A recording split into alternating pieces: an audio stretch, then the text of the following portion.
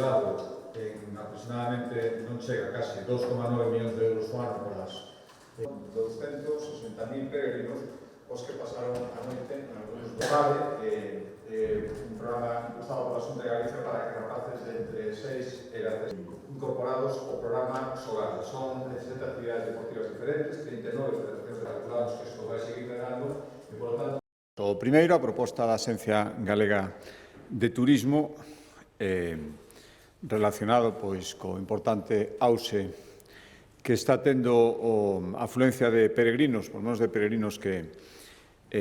piden a expedición do certificado da Compostela, que saben que o sistema é fiable, aínda que, volvo a insistir, sempre estimamos que entre mínimo unha terceira parte máis, un 30% máis,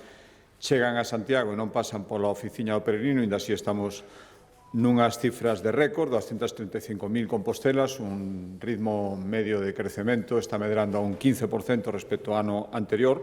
e, polo tanto, na Xunta de Galicia temos que facer todo o que este na nosa man para que os peregrinos teñan a mellor experiencia ao seu paso por Galicia. E, ademais da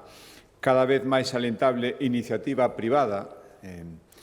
que está surxindo para dar alosamento e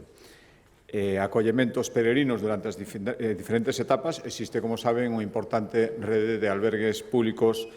que xestiona a Xunta de Galicia e que o que fixemos hoxe foi o obxecto do acordo do Consello da Xunta foi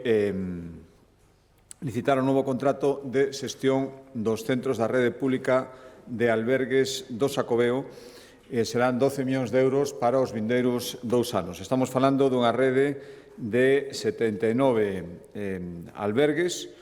para un total de, por decir ese número exacto, 3.592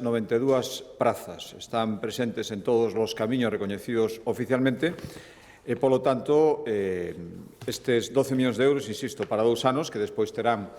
un retorno calculado en aproximadamente, non chega casi 2,9 millóns de euros ao ano polas tasas que pagan os peregrinos para alosarse, notablemente máis económicas que noutros establecementos, pero saben que se paga unha tasa tamén,